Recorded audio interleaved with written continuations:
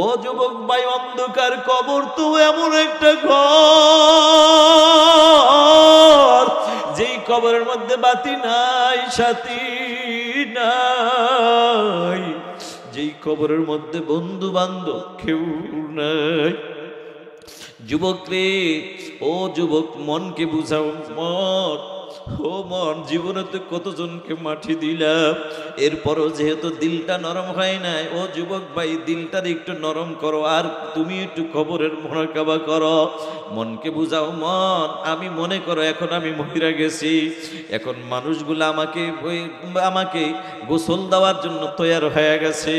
আমার বিবি একদিকে কান্না করবে, আর একদিকে ইমাম সাহেবকে টেলিফোন করে বলবে, ইমাম সাহেব, আমার স্বামী দুনিয়ায় নাই, তাড়াতাড়ি মাইকিং করেন, এলান করেন, জানাজা দিতে হবে।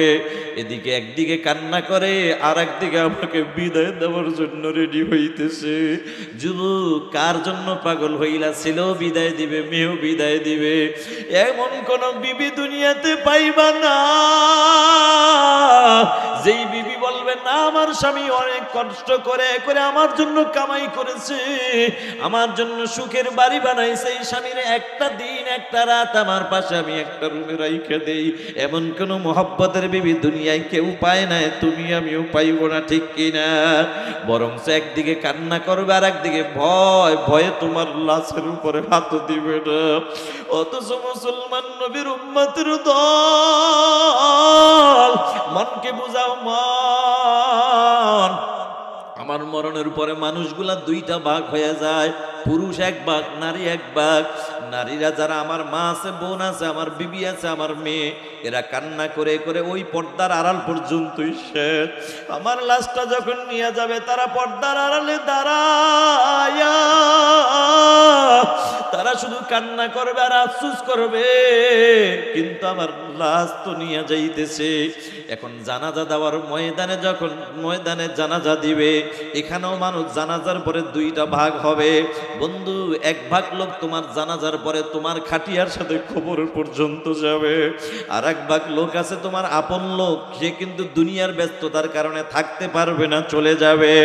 ও মুসলমান, যারা কবরে যাবে তোমাকে দাফন করার জন্য, এদের মধ্যে আবার দুই দল আছে। এক দল হলো তুমি আত্মীয় হিসাবে, তোমার চোখের শরমে তোমার সাথে সময়ের অভাব, তারপরও চোখের শরমে যায়, হায় রে যদি না যায় আমার বিয়াই কি বলবে, বেআইন কি বলবে, এটা তার উদ্দেশ্য। আর একটা আছে তোমার অন্তরের মোহব্বত নিয়ে কিছু লোক তোমার কাছে সাথে যাবে, তখন তুমি মনে করবা, হায় রে দুনিয়া, যাদের জন্য এত কিছু করলাম কেউ আপন হইল না, মনে হয় এই কয়টা লোকই আমার সাথে যাবে। কিন্তু বন্ধু, যখন কবরের কিনারে যাইয়া তোমার লাশটা যখন দুইটা লোক লাফ দিয়া মাটির মধ্যে নামে, কবরে নাইমা যাবে, তখন তোমার লাশটা যখন নিচে নামাবে, তখন তুমি মনে মনে ভাববা, হায় রে কাদের জন্য দৌড়াইলাম, কাদের পিছনে সময় দিলাম, কেউ তো আমার আপন না। এই দুইজনেই মনে হয় আমার সাথে যাবে। একটু পরে দেখবা, না না, এই দুইটা লোক তোমার লাশটা নামানোর পরে মাথার মুষ্টি খুইলা, পায়ের বাঁধনটা খুইলা লাফ দিয়া যখন তারা উঠে যাবে, তখন তুমি চিৎকার দিবা, কিন্তু দুনিয়ার কোনো মানুষ শুনবে না। তখন আফসোস করবা, হায় রে কাদের পিছনে আমি দৌড়াইলাম, কেউ তো আমার আপন নয়। ও বন্ধু, তোমার আমার আসল আপন যিনি, তিনি কে? ভাইয়া, মৃত্যুবরণ করিও না, কবরে আসিও না, আল্লাহ আগেই সতর্ক করে দিয়েছেন। ভাইয়ার আমার, আল্লাহ আপনাকে আমাকে অনেক ভালোবাসেন, এজন্য আগেই আপনাকে আমাকে সতর্ক করে দিয়েছেন। আচ্ছা, কবর জগৎ এমন একটি জগৎ, যেই জগতে আমরা একবার যে যাব, দ্বিতীয়বার কিন্তু আসার কোনো সম্ভাবনা নাই। এজন্য আল্লাহ তাআলা বলছেন, আগেই বলছেন, সাবধান, পরিপূর্ণ মুসলমান হইয়া তারপরে কবর আসি। ভাইয়ার আমার, খাঁটি মুসলমান হয়ে কবরে যেতে চাইতো আমরা, ইনশাআল্লাহ আল্লাহ কবুল করুন, আমিন। আর এই খাঁটি মুসলমান হওয়ার জন্য কি করণীয়, করতে হবে কি, সেটা আল্লাহ তাআলা বলেন, হাক্কা তুকাতিহি ওয়ালা তামুতুন্না ইল্লা ওয়া আনতুম মুসলিমুন। আল্লাহ বলে ইয়া আইয়ুহাল্লাযীনা আমানুত্তাকুল্লাহ, ও ঈমানদাররা আমি আল্লাহকে ভয় করো। এই ভয় মানে হলো তাকওয়া, তাকওয়া মানে হলো আল্লাহর ভয়। এই ভয়ে এমন একটা দামি একটা মেডিসিন, যে এই তাকওয়া নামক মেডিসিন যদি কারো অন্তরে ঢুকে যায়, অটোমেটিক ওই বান্দা গুনাহের সব কাজ ছেড়ে দিয়ে খাঁটি মুসলমান হয়েই কবরে যেতে পারবে ইনশাআল্লাহ। সূরা নাজিয়ার মধ্যে আল্লাহ তাআলা বলেন, ওয়া আম্মা মান খাফা মাকামা রাব্বি, আমি রবের সামনে দাঁড়ানোর ভয় নিয়া, ওয়া নাহান নাফসা আনিল হাওয়া, নিজের নফসটাকে যে পবিত্র রাখবে, আত্মাটাকে যে পবিত্র রাখবে, মানে গুনাহমুক্ত রাখবে, আল্লাহ বলেন ফা ইন্নাল জান্নাতা হিয়াল মাওয়া,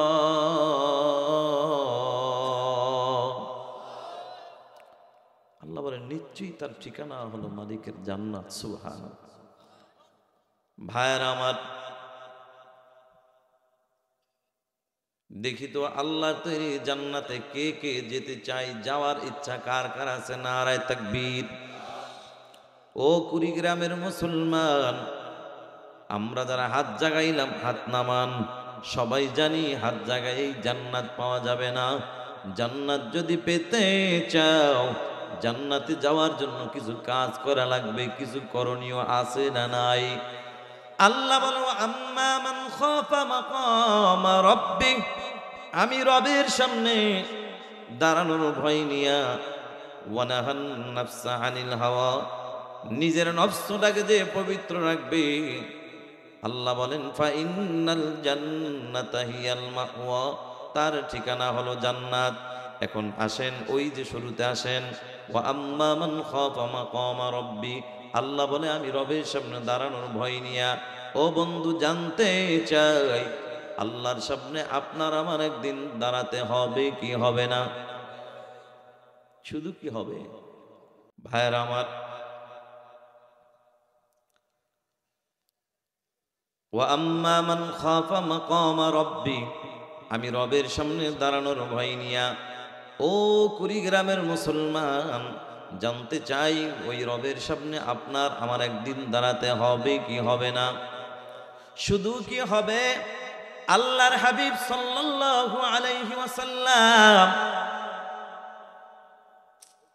আম্মা জান আয়েশা সিদ্দিকা রাদিয়াল্লাহু তাআলা আনহার সামনে ওই হাসরের ময়দানে দাঁড়ানোর ভয়, দাঁড়ানোর বর্ণনা করতেছেন। ও আয়েশা, কিয়ামতের ময়দানে মানুষগুলা দাঁড়ায় থাকবে 50,000 বছর, 50,000 বছর দাঁড়ায় থাকবে।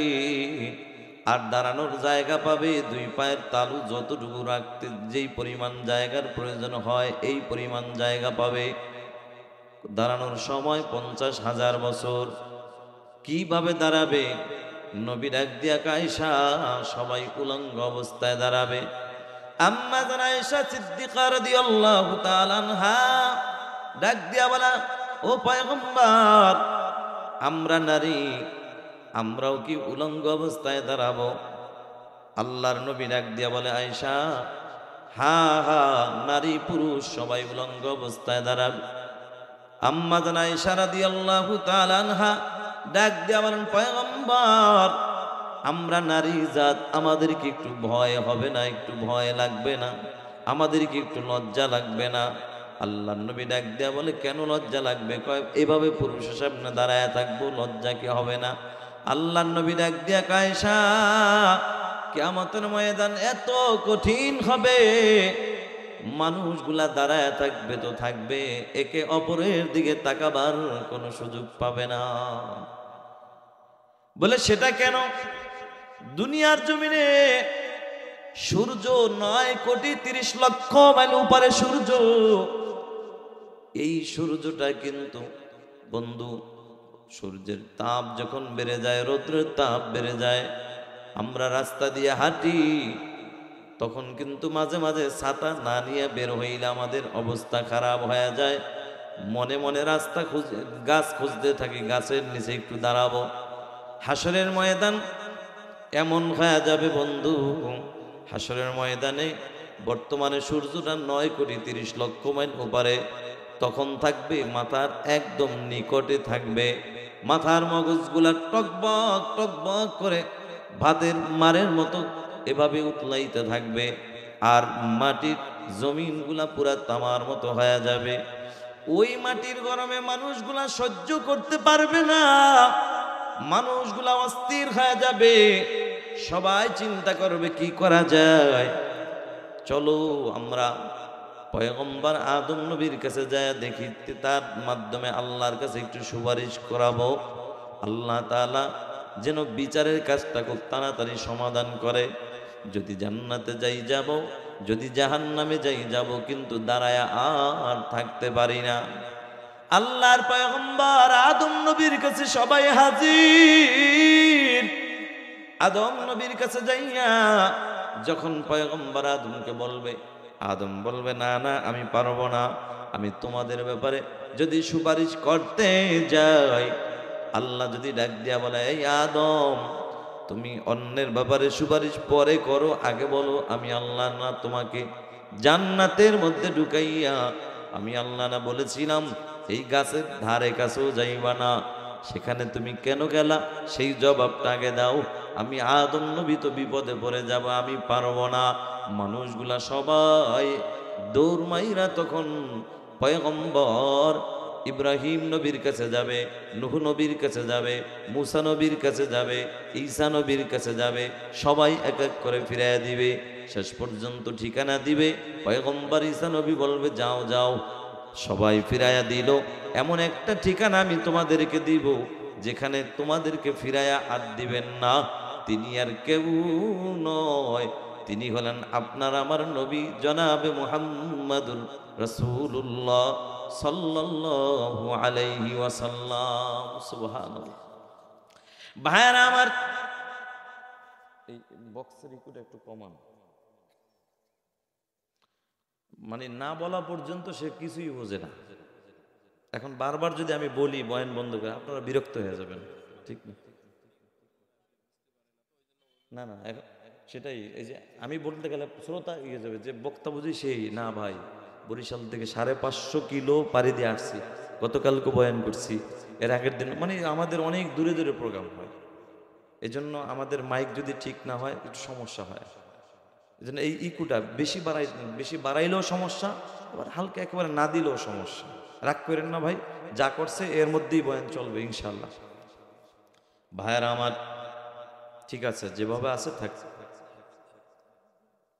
হালকা হালকা একটু চিকন করে দেন, খালি মোটা না, আর একটু চিকন করে দেন।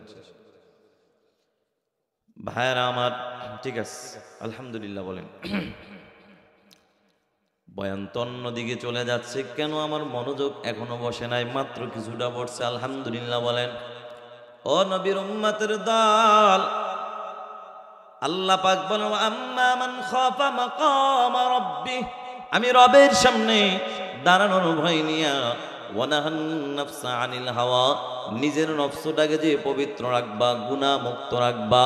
আল্লাহ বলেন ফা ইন্নাল জান্নাতা হিয়াল মাওয়া, নিশ্চয়ই তার ঠিকানা হলো মালিকের জান্নাত। এখন আল্লাহ জান্নাত কাকে দিবেন? আত্মাটাকে যে পবিত্র নিয়ে মালিকের সামনে হাজির হবে। ও কুড়িগ্রাম জেলার মুসলমান, এখন এই আত্মাটাকে পবিত্র করার জন্য কি করণীয়, কি প্রয়োজন, কি লাগবে? আল্লাহ পাক রব্বুল আলামিন বলে আত্মাটাকে পবিত্র করার জন্য 2টা মেডিসিন লাগবে। 1 নম্বর মেডিসিনের নাম হইল তাকওয়া, মানে আল্লাহর ভয়। আর 2 নম্বর মেডিসিনের নাম হইল আল্লাহর ভালোবাসা। তাকওয়া নামক মেডিসিন যদি অন্তরে ঢুকে যায়, আল্লাহর কসম, ওই যুবক যুবতী বলো যাই বলো, এই দুনিয়ার জমিনে কোনো মানুষকে পিটাও কিন্তু গুনাহের কাজে কখনো নামানো যাবে না। তাকওয়া নামক মেডিসিন যদি অন্তরে ঢুকে যায়, ওই বান্দা বান্দি কখনো তাকে পিটাইয়াও কেউ গুনার কাজে নামাইতে পারে না। বাস্তব কিনা বলেন? এটার বাস্তব প্রমাণ হলো, এ যুবক ভাই, খলিফাতুল মুসলিমিন হযরত ওমর ফারুক রাদিয়াল্লাহু তাআলা আনহু জামানার ঘটনা। খলিফাতুল মুসলিমিন হযরত ওমর রাদিয়াল্লাহু তাআলা সারাটা রাত এভাবে ঘুরে ঘুরে জনগণের খোঁজ খবর নিচ্ছেন। রাতের শেষ ভাগে ছোট্ট একটা ঘরের কিনারায় যায় দাঁড়ায়। দাঁড়াবার পরে সেখান থেকে দেখে একটা ভিতর থেকে একটা নারী কণ্ঠের আওয়াজ। মা মেয়েকে ডাক দিয়া বলে, বেটি দুধ কি দহন করা হয়েছে? বলে, হা হা মা, দুধ দহন করা হয়েছে, কিন্তু অন্য দিনের তুলনায় আজকে দুধের একেবারেই পরিমাণ কম। মা মেয়েকে ডাক দিয়া বলে, বেটি টেনশন করবি না, দুধের পরিমাণ কম হয়েছে তো কি হয়েছে, পানি তো আছে, পানি মিশায়া দে। মেয়েটার ভিতরে কেমন তাকওয়া, কেমন আল্লাহর ভয়। ও পর্দার আড়ালের মা, আল্লাহর ভয় এমন দামি একটা মেডিসিন রে মা। আল্লাহর ভয় যদি অন্তরে ঢুকে যায়, ওই বান্দার দ্বারা গুনাহ করা সম্ভব না, ওই বান্দির দ্বারাও গুনাহ করা সম্ভব হবে না। আল্লাহর বান্দির অন্তরে এমন তাকওয়া, এমন আল্লাহর ভয়। হযরত ওমর ফারুক রাদিয়াল্লাহু তাআলা আনহু আওয়াজ পাইতেছেন, মেয়ে ডাক দিয়া কয়, মা আমি দুধে পানি মিশাইতে পারবো না। মা কয়, কেন পারবি না? কয়, হযরত ওমর নিষেধ করেছে। মা ডাক দিয়া কয়, হযরত ওমর নিষেধ করেছে তো কি হইছে, ওমর তার এখন নাই, ওমর তো দেখে না। মেয়েটা ডাক দিয়া বলে, ও মা, হযরত ওমর যদিও দেখে না, কিন্তু ওমরের আল্লাহ কিন্তু দেখে। ঠিক কি না? এই যে দেখেন, পুলিশের ভয়, আর্মির ভয়, র্যাবের ভয়ে কিন্তু মেয়েটা যে দুধে পানি মিশায় না এমনটা না, বরং আল্লাহর ভয়। এই জন্য বন্ধুরা আমার, তাকওয়া নামক মেডিসিনের এত পাওয়ার, এত পাওয়ার। আল্লাহর নবীর সাহাবী হযরত ওমর ফারুক রাদিয়াল্লাহু তাআলা, এই কথাটা শুই না হযরত ওমরের অন্তরটা ঠান্ডা হয়ে গেল। দিনের বেলা আইসা আল্লাহর বান্দির কাছে ডাক দিয়া বলে, ও আল্লাহর বান্দি, আপনার মেয়ে রাতের গভীরে ভোর রাত্রে এমন কি কথা বলছে? বলে, এই বলছে। বলে, আপনার মেয়ের কথা শুনে আমি তার তাকওয়ার উপর আমি ওমর খুশি হয়ে গেলাম। আমি ওমর বউ বড় আশা নিয়ে আসছি, আমি ওমরের ছেলের সাথে আপনার মেয়ের বিবাহের প্রস্তাব দিয়া দিলাম। সুবহান। আল্লাহর বান্দি চিন্তা করলো, কি ব্যাপার, একজন রাষ্ট্রপতি হইয়া আমার মতো গরিবের মেয়েকে বিবাহের প্রস্তাব দিয়েছে তার ছেলের জন্য, কত বড় বিশাল ব্যাপার। বন্ধুরা আমার, এখানে একটা শিখার বিষয় আছে। ও কলিজার টুকরা যুবক ভাই, ও বৃদ্ধ বাবাজিরা, আমগো বাংলাদেশে কত মুরব্বী পাওয়া যায়, মক্কা মদিনায় একবার নয়, দুইবার নয়, 12 বার গিয়েছে। কতবার গিয়েছে? কতবার? বলে 10 বার, 12 বার, 14 বারও অনেকে গিয়েছেন। এখনো পর্যন্ত দুনিয়ার লোভ অন্তর থেকে দূর করতে পারেন নাই। মক্কা মদিনায় বারবার যাওয়ার পরেও এখনো দুনিয়ার লোভ অন্তর থেকে দূর হয় নাই। আপনার ছেলে মেয়েকে বিবাহ করাবেন, ঘটককে ডাক দিয়া বলেন, ও ঘটক ভাই, আমার ছেলের জন্য এমন একটা মেয়ে দেখো, যেই মেয়েটার বাবার টাকা আছে, বাড়ি আছে, গাড়ি আছে। তবে মুসলমান হিসাবে অন্তত এটা বলা উচিত ছিল, ও হাজী সাহেব, এটা বলা উচিত ছিল, আমার ছেলের জন্য এমন একটা মেয়ে দেখো, যেই মেয়েটা কোরআন পড়তে জানে, নামাজ পড়ে, রোজা রাখে, পর্দার আমল করে, ভালো দিনদার একটা মেয়ে দেখো। কারণ দুনিয়া এটা থাকার জায়গা নয়। আমাদের মুমিনদের জন্য দুনিয়া কিন্তু আসল বাড়ি নয়, মুমিনের আসল বাড়ি হলো জান্নাত। কথা কোন ঠিক কিনা? ও যুবক ভাই, বৃদ্ধ বাবাজিরা, ও পর্দার আড়ালের মা, আল্লাহর নবীর সাহাবী হযরত ওমর রাদিয়াল্লাহু তাআলা আনহু ছেলের জন্য ওই মেয়ের জন্য ছেলের ব্যাপারে বিবাহের প্রস্তাব দিলেন, রাজি হয়ে গেলেন। বিবাহ পড়াইয়া যখন এবার বাড়িতে নিয়ে আসলেন, আনার পরে পুত্রবধূকে ডাক দিয়া বলে, মা, আমি ওমর কিন্তু তোমার বাড়ি গাড়ি টাকা পয়সা এই চিন্তা করে যদি করতাম তাহলে তোমাকে আনতাম না, এগুলার দিকে তাকাই নাই, আমি তাকাইছি তোমার তাকওয়ার দিকে। মা, আমি ওমর তোমার কাছে একটা আবদার জানাই, আমি ওমর সকালবেলা যখন ঘর থেকে বের হব, তখন আমি ওমরকে ওই কথাটা একটু কানে শোনায় দিবা। বলে, বাবা কোন কথা? বলে কথা ওইটা যেটা তুমি বলেছিলা যে হযরত ওমর যদিও দেখে না, ওমরের আল্লাহ কিন্তু দেখে। নারে তাকবীর। ভাইরা আমার, হযরত ওমর ডাক দিয়া কয়, মা এই কথাটা কেন শুনাইবা জানো? আমি ওমর যখন দুনিয়ার কাজের মধ্যে লিপ্ত হয়ে যাব, তখন আমি ওমর ওই কথাটা আমার বারবার মনে হয়ে যাবে। আমি ওমর যাই করি না কেন আল্লাহ কিন্তু দেখতেছে। এই কথাটা আমি ওমরের দিলের মধ্যে তখন ভাসতে থাকবে। ও রংপুর কুড়িগ্রামের মুসলমান, এটা কোন ওমর বলছে জানো? যেই ওমর দুনিয়ার জমিন থেকে যখন বিদায় হয়ে গেল, কবরের জগতে যখন চলে গেল, ওমর রাদিয়াল্লাহু তাআলা আনহুকে একজন আল্লাহর বান্দা ঘুমের ঘরে স্বপ্নে দেখে জিজ্ঞেস করেছিল, ওগো আল্লাহর নবীর সাহাবী হযরত ওমর, আপনার সাথে কবরে কেমন আচরণ করা হয়েছে? হযরত ওমর ডাক দিয়া বলে, ভাই আমি ওমরের সাথে কেমন আচরণ করা হয়েছে শোনো। আমি ওমরকে যখন তোমরা কবরের জগতে রেখে যাও, যাওয়ার পরে যখন আল্লাহর হুকুমে দুইজন ফেরেশতা চলে আসছে আমাকে প্রশ্ন করার জন্য, তখন ফেরেশতারা আয়েশা সর্বপ্রথম যখন প্রশ্ন করলো, বলো মার রব্বুকা, বলো তোমার রব কে? আমি ওমর উল্টা তাদেরকে ধমক দিয়ে বলেছিলাম, আমাকে জিজ্ঞাসা করো রব কি, আগে বলো তোমার রব কে। নারে তাকবীর। হযরত ওমর এই প্রশ্ন করার পরে উল্টা যখন ফেরেশতাদেরকে প্রশ্ন করো, ফেরেশতারা অবাক হয়ে গেল, কি ব্যাপার? হযরত ওমরকে কি আমাদেরকে প্রশ্ন করার জন্য পাঠাইছে, না তাকে পাঠাইছে আমাদের প্রশ্ন করার জন্য? আমাদেরকে কি পাঠাইছে তাকে প্রশ্ন করার জন্য, না তাকে পাঠাইছে আমাদের প্রশ্ন করার জন্য? ও বন্ধু, অবাক হয়ে গেল। আপনারা সবাই জানেন আল্লাহর হাবিব সাল্লাল্লাহু আলাইহি ওয়াসাল্লামের রওজা মুবারকের পাশেই ছিল হযরত ওমরের কবর।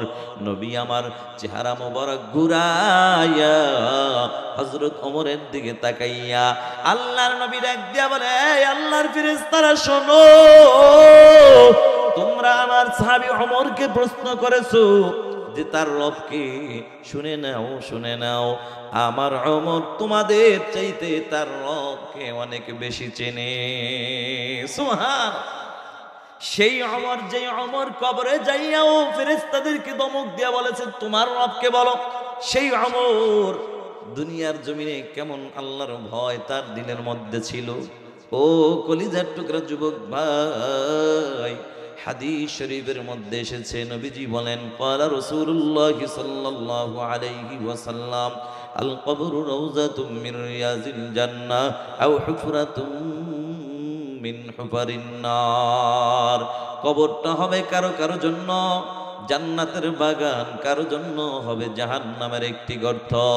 ও কলিজার টুকরা যুবক ভাই, ও বৃদ্ধ বাবাজিরা, ওই কবরের ভয় তো তোমার দিলেও নাই, আমার দিলেও নাই।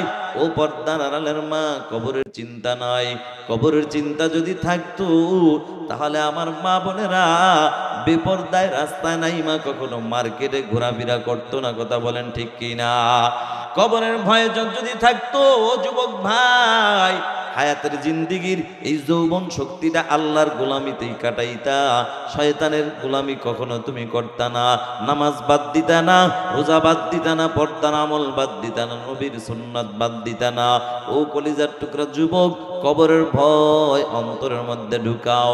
আজকে তো আমরা দুনিয়ার জমিনে যে বান্দা দুনিয়াতে টাকা পয়সা বাড়ি গাড়ি আছে, এই কুড়িগ্রাম জেলার মধ্যে যার 10 তলা বাড়ি আছে, তাকেই মনে করি বড় বুদ্ধিমান, তাকেই মনে করি বড় চালাক। তিনিও নিজেকে চালাক মনে করে। আর আমরা যারা আল্লাহর বান্দা, দুনিয়ার জমিনে যারা আছে, যারা রিক্সা চালায়, গরিব আল্লাহর বান্দা, কৃষক কৃষি কাজ করে, টাকা নাই, আল্লাহর বান্দা তেমন বাড়িও নাই, কোন রকম দুনিয়ার জমিনে জীবনটা কাটায়। তবে আজান শুনছে, আল্লাহর বান্দা আর দেরি করে নাই, মসজিদে চলে গেছে, আছে না নাই? দুনিয়ার জমিনে তাকাইলে দেখা যায় কোটি কোটি টাকার মালিক আল্লাহর বান্দা, এই কুড়িগ্রাম শহরের মধ্যে বড় ব্যবসায়ী আল্লাহর বান্দা, আজান চলতেছে, আল্লাহর বান্দা কোটিপতির ব্যবসাও চলতেছে, নামাজ চলতেছে, তার ব্যবসাও চলতেছে, নামাজের কোনো চিন্তা তার নাই, আছে না নাই? আবার তাকায় দেখো রিক্সাওয়ালা রিক্সা চালায়, আজান শুনছে, মালিকের ভয় অন্তরে ঢুইকা গেছে, জায়গায় ব্রেক হয়ে গেছে।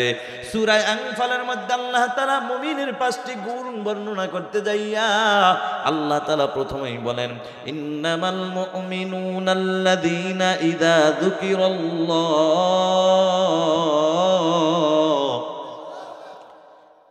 আল্লাহু আকবার বলতে কি আপনাদের ভয় লাগে নাকি? আল্লাহু আকবার বলতে অসুবিধা আছে নাকি? মুসলমান আল্লাহর গোলাম দুঃখের সাথে বলতে হয়, এ বাংলার জমিনে এমনও দিন গেছে 95% মুসলমান যে বাংলার জমিনে বসবাস করি, এ বাংলার জমিনে এমনও দিন গেছে মুসলমান নারায়ে তাকবীর আল্লাহু আকবারের স্লোগানটাও পর্যন্ত আমরা বুক ফুলায় দিতে পারি না। আজ স্বাধীন বাংলাদেশে আর কোনো টেনশন নাই।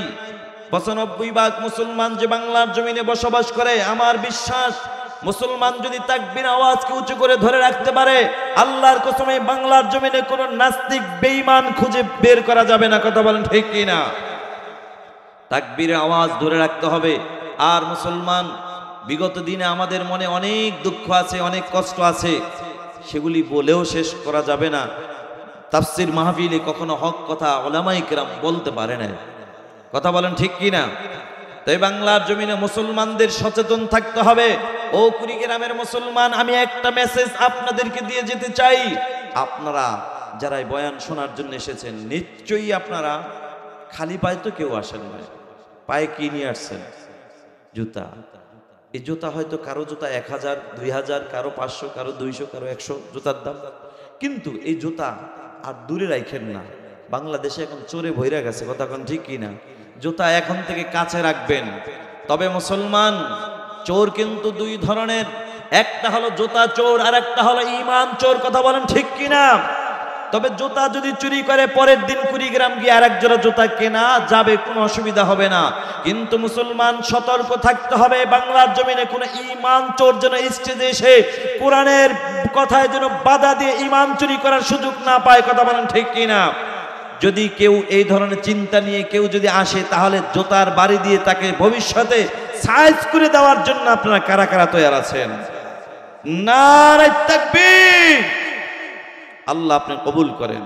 সতর্ক থাকতে হবে, ঈমানকে মজবুত করে সামনে আগাইতে হবে। কোনো বেঈমান, কোনো নাস্তিক সামনের দিকে যেন আমাদের কাঁধের উপর বসে মাথার উপর লবণ রেখে যেন বড়ই খাওয়ার সুযোগ না পায়, এটা আমাদের খেয়াল রাখতে হবে। আল্লাহ কবুল করুক, আমিন। ভাইয়ার আমার, যে কথা আমি বলতেছিলাম যে কবর জগৎ, এই কবরের ভয় অন্তরে যদি ঢুকে যায়, অটোমেটিক দেখবেন দুনিয়ার লোভ লালসা, দুনিয়ার মোহাব্বত সবকিছু অন্তর থেকে দূর হয়ে যাবে। কারণ নবী বলে, হুব্বুদ দুনিয়া রাসু কুল্লি খতিআহ, দুনিয়ার মোহাব্বত সমস্ত গুনাহের মূল। ভাইয়ারা আমার, বলতেছিলাম রিকশাওয়ালা আজান শুনছে তো মসজিদে চলে গেল। ও নবীর উম্মতের দল, কারণ আল্লাহ বলেন, ইন্নামাল মুমিনুনাল্লাযীনা ইযা যুকিরাল্লাহু ওয়াজিলাত কুলুবুহুম। সত্যিকার মুমিনের 1 নম্বর গুণ হলো, মুমিন যখন আল্লাহর নামের আওয়াজ শুনবে, সাথে সাথে দিলের মধ্যে একটা কম্পন সৃষ্টি হয়ে যাবে। এই জন্যই তো তাকাইলে দেখা যায় কত আল্লাহর বান্দা বাজারে কোটি টাকার মালিক হওয়ার পরও দোকান ঝাপ বন্ধ করতে পারে নাই, মসজিদে যাইতে পারে নাই। আবার তাকায় দেখা যায় একজন চা ওয়ালা, চা বিক্রি করে, চায়ের দোকান, পানের দোকান, আজান শুনছে তো ঝাপ বন্ধ করে বান্দা মসজিদে হাজির হয়ে গেছে। নামাজের পরে ইমাম সাহেব যদি প্রশ্ন করে, ও দোকানওয়ালা ভাই, ও গরিব ভাই, কেমন আছো? মুস্কি একটা হাসি দিয়া শুকর আদায় করে, হুজুর আলহামদুলিল্লাহ। হুজুর বলে, কি ব্যাপার? সকালবেলা কোটি টাকার মালিককে প্রশ্ন করলাম, ভাই কেমন আছো? বলছে, হুজুর ভালো নাই। কপাল পরা জবান থেকে আলহামদুলিল্লাহ বের হয় নাই, অথচ তুমি গরিব, টাকা নাই, জবানে আলহামদুলিল্লাহ, মুখে হাসি বুঝলাম না। আল্লাহর বান্দা ডাক দিয়ে কয়, ও ইমাম সাহেব, যদিও দেখেন টাকা নাই, বাড়ি নাই, গাড়ি নাই, তারপর আমার অন্তরে এমন একটা জিনিস আছে গো, যেই জিনিসটার নাম হইল আমার আল্লাহ দেওয়া শান্তি। ঠিক কিনা? শান্তি দেওয়ার মালিক কে? ভাইরা আমার, ও কলিজার টুকরা যুবক ভাই, এজন্য আল্লাহর ভয় অন্তরের মধ্যে ঢুকাও, কবরের ভয় ঢুকাও। যে কথা বলতেছিলাম, যারা দুনিয়ার জমিনে বাড়ি গাড়ি আছে এরাই মনে করে আমরাই বুঝি চালাক, যারা রিক্সা চালায়, যারা নামাজ পড়ে, যারা গরিব কৃষক কৃষি কাজ করে, নামাজ নিয়ে ব্যস্ত, ইবাদত নিয়ে ব্যস্ত, এরা বুঝি বোকা। আসলেই কিন্তু হাকিকতে এরা বোকা নয়, আল্লাহর নজরে এরাই হলো প্রকৃত চালাক। ঠিক কিনা? दुनिया में हो दुनिया का तलबगार नहीं हो, दुनिया में हो दुनिया का तलबगार नहीं हो, बाजार से गुजर हो खरीदार नहीं हो, बाजार से गुजर हो खरीदार नहीं हो। দুনিয়ার মোহাব্বত অন্তর থেকে দূর করা দরকার আছে না নাই? মুসলমান আল্লাহর গোলাম বাদশাহ হারুন রশিদের জামানায় একজন পাগলা, বাহলুল পাগলা আসা যাওয়া করত। সে ছিল শুধু খালি আখিরাত নিয়ে ব্যস্ত, আর বাদশাহ ছিল দুনিয়া নিয়ে ব্যস্ত। বাদশাহ একদিন হাতের মধ্যে একটা লাঠি দিয়ে বলে, এই পাগলা নিয়ে নে, এই লাঠি দিয়ে আমি কি করব? কয়, তোর চাইতে বোকা যদি কাউকে পাও তার হাতে লাঠিটা আমি বাদশার পক্ষ থেকে হাদিয়া দিবা। বাদশাহ নিজেকে বড় পণ্ডিত মনে করছে যে আমি তো দুনিয়া নিয়ে ব্যস্ত, দুনিয়ার জন্য কত কিছুই করলাম, এই বোকা তো করার সুযোগ থাকা সত্ত্বেও কিছু করে নাই। কেন করে নাই জানো? প্রকৃত মুমিন যারা, এরা জানে দুনিয়া আমাদের জন্য দুনিয়ার জন্য আমরা নয়, দুনিয়া হলো আমাদের জন্য, আমরা মুমিন হইলাম আখিরাতের জন্য। ঠিক কি না? এ নবীর উম্মতের দল, আল্লাহর বান্দা বাদশাহ এবার লাঠিটা দেওয়ার পর আল্লাহর বান্দা পাগলা এখন ঘুরতেছে, বছর পার হয়ে গেল। হঠাৎ করে একদিন শুনতে পাইল বাদশাহ হারুনুর রশিদ অসুস্থ, বিছানায় পড়ে আছে। চলে আসলো দেখা করার জন্য। আইসা ডাক দিয়া কয়, বাদশাহ কেমন আছেন? কয়, ভালো নাই। কেন? কয়, লম্বা সফর। কয়, লম্বা সফর? কয়দিনের সফর? আসবেন কবে? বাদশাহ ডাক দিয়া, কারে বোকা, তোরে তো এমনি বোকা কই না, এটা তো এমন সফর যেই সফরে মানুষ যায় আর কোনোদিন ফিরে আসে না। এই সফরটা কিসের সফর বলেন তো? কবরের সফর। এ মুসলমান আল্লাহর গোলাম, এ নবীর উম্মতের দল, এই সফরে আমাদের যেতে হবে কিনা? আমরা কিন্তু সবাই কবর পথের যাত্রী। ঠিক কিনা? কোনো সন্দেহ নাই। দেখেন, আপনি যেই দল করেন না কেন, যেই পীরের মুরিদ হন না কেন, আপনার দল নিয়া, পীরের কি বলে, পীর নিয়া দ্বন্দ্ব থাকতে পারে, এটা নিয়ে মতামত থাকতে পারে, কিন্তু পৃথিবীর কোনো মানুষ, হিন্দু হোক, বৌদ্ধ হোক, মুসলমান হোক, এ ব্যাপারে সবাই একমত, মরণ একদিন হবে। এ ব্যাপারে কারো কিন্তু কোনো দ্বিমত নাই। এটা সত্য। মরণ যে হবে এটা আপনারা বিশ্বাস করেন? মরণ যে হবে এটা 100% সত্য। ভাই সাউন্ড একটু বাড়ান। মরণ যে হবে এটা 100% সত্য। তবে মরণটা কোন দিন হবে, কোথায় হবে, কিভাবে হবে, এটা কিন্তু আপনারও জানা নাই, আমারও জানা নাই। ও নবীর উম্মতের দল, এজন্য কি করণীয়? মরণের জন্য প্রস্তুতি নিতে হবে। কথা বলেন ঠিক কিনা? বাদশাহ হারুন রশিদ লাঠি দিয়ে দিলেন। বাহলুল পাগলা যখন বিছানায় অসুস্থ, ডাক দিয়া কয়, বাদশাহ কি ব্যাপার? কয়, লম্বা সফর। বলে, লম্বা সফরের জন্য আপনি আগে কি সেনাবাহিনী পাঠাইছেন? এই পাগলা, এটা তো এমন সফর যেই সফরে কোনো দিন কোনো সেনাবাহিনী চলে না। ওই কবরের সফরে কোনো সেনাবাহিনী, র‍্যাব বাহিনী চল। বলে, তাহলে খাবার টাবারকে আগে পাঠাইছেন? দুনিয়াতে দেখেছি এক জেলা থেকে আর এক জেলায় গেলে কত লম্বা সফরে কত লোক থাকে আপনাকে স্বাগতম জানানোর জন্য, খাবার রেডি থাকে, কত আয়োজন থাকে। পাগলা, এটা তো এমন একটা সফর যেই সফরে এই দুনিয়ার কোনো মাতবাড়ি চলবে না, দুনিয়ার কোনো ক্ষমতার কোনো বাহাদুরি চলবে না। বাদশাহ ধইরা লাঠিটা পাগলা, বাদশার হাতে পাগলা লাঠিটা দিয়া দিল। বাদশাহ কয়, কি ব্যাপার, লাঠি আমারে দিলা? আপনি না বলছেন আমার চাইতে বোকা কাউকে পাইলে তাকে লাঠি দেওয়ার জন্য? আমি চিন্তা করে দেখলাম যে আমার চাইতে বোকা আপনার মতো, আপনার চাইতে আমার চেয়ে বড় বোকা আপনাকে ছাড়া দুনিয়া আর কাউকে আমি খুঁজে পাই না। বলে, কেন?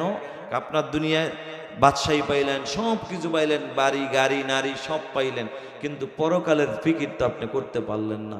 কয় ঠিকই বলছো। এবার আল্লাহর বান্দা বাদশাহ সাথে সাথে ব্রেন খুলে গেল, ও কবরের যাত্রীরা, আমাদেরও কিন্তু কবরে যেতে হবে, কবরে যেতেই হবে 100%, তাতে কোনো সন্দেহ নাই। কোরআনের সব আয়াত অস্বীকার করলো, কুল্লু নাফসিন দাইকাতুল মাউত, মৃত্যুর স্বাদ গ্রহণ করতে হবে, এই আয়াতকে অস্বীকার করার ক্ষমতা কারো নাই। এবার আসেন, মরণটা যখন হবে, যদি আজরাইলকে বলেন, আজরাইল জীবনে অনেক অন্যায় করেছি, জীবনে অনেক ভুল করেছি, হুজুররা বলছে শুনি নাই, তাহলে একটু সময় দাও, আমি একটু তওবা করে নেই। দিবে? দিছে কাউকে? কাউকে দেয় না। দিবে? দিবে না। কারণ আল্লাহ বলেন, ইদা জাআ আজালুহুম লা ইস্তাখিরুনা সাআতান ওয়ালা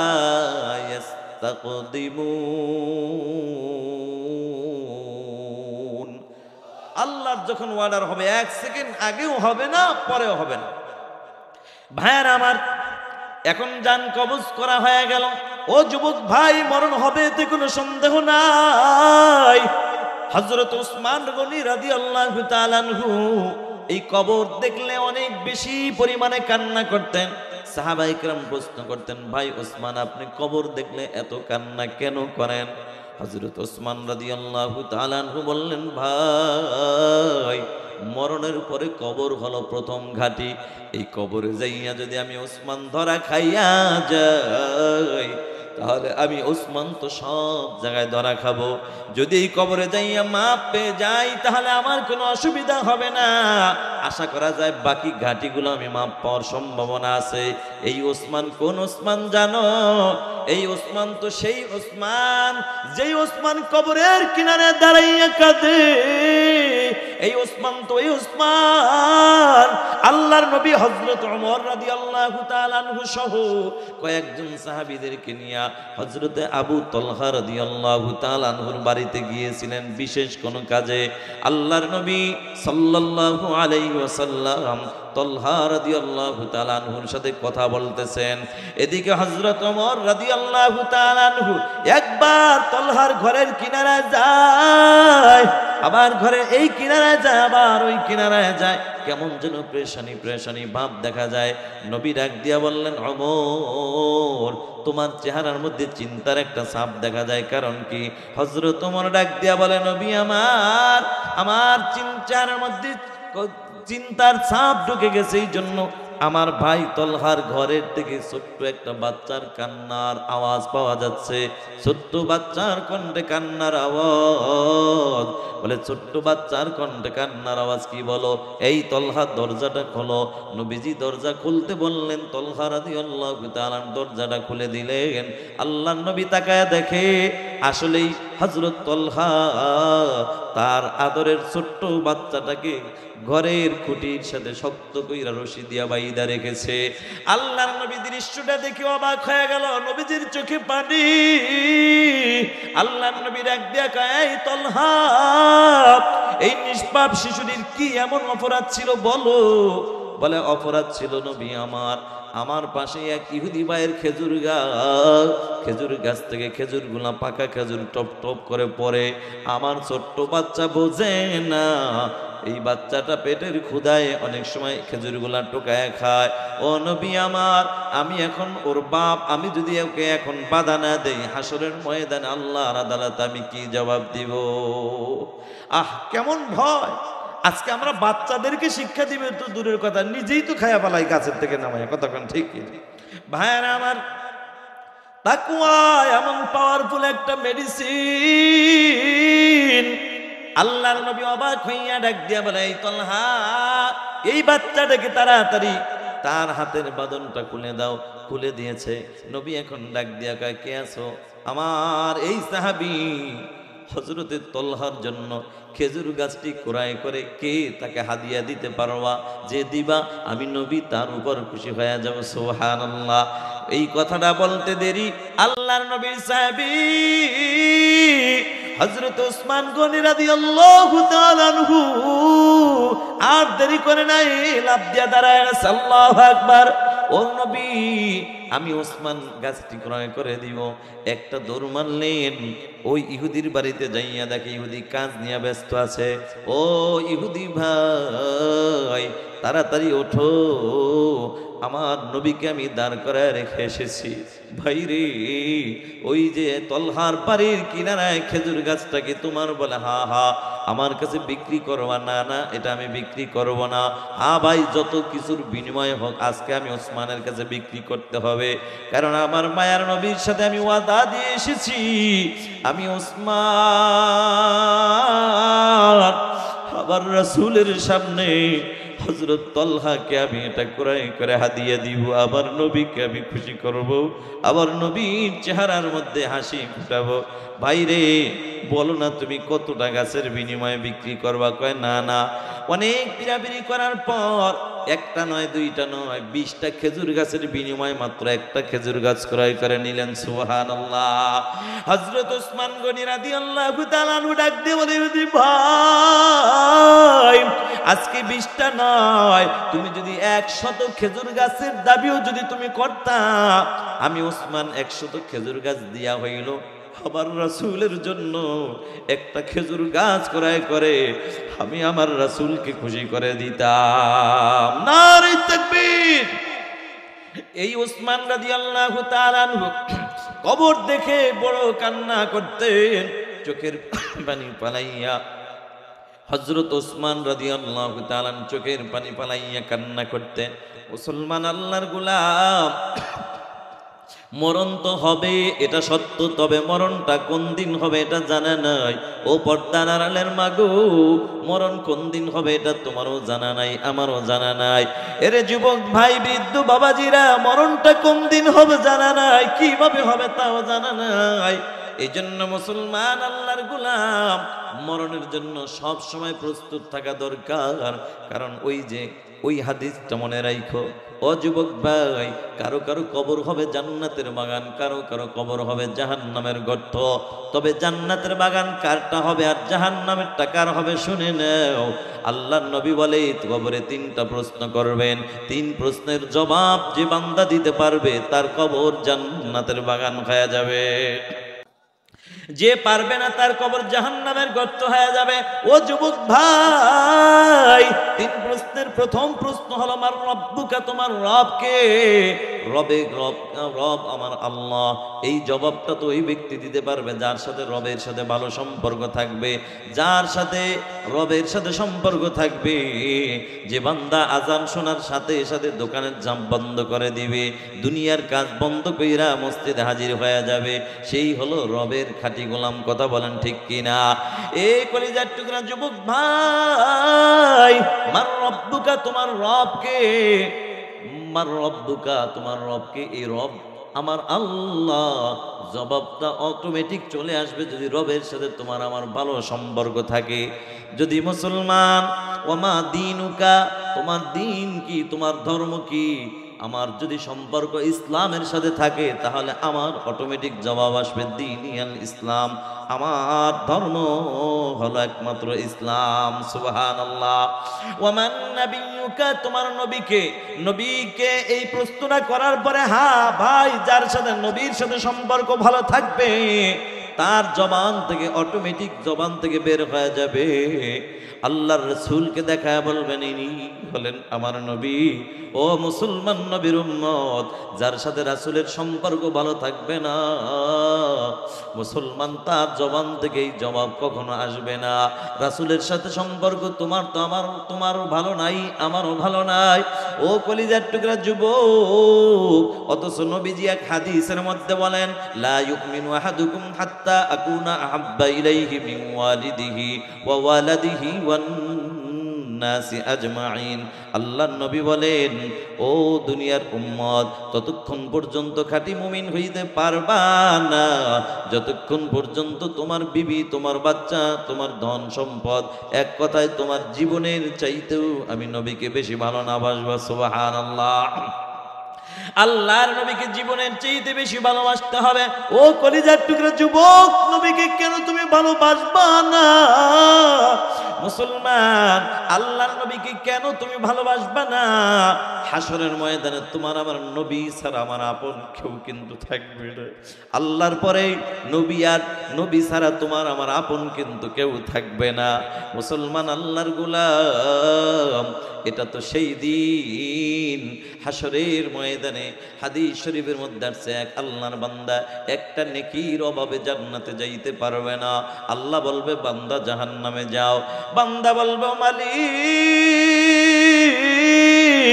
যদি তুমি অনুমতি দিতা, দুনিয়ার জমিনে আমার মা বাবা ভাই বোন বন্ধু বান্ধবের অভাব ছিল না, তাদের কাছে যাই একটা নেকি নিয়ে আমি জান্নাতে যাব।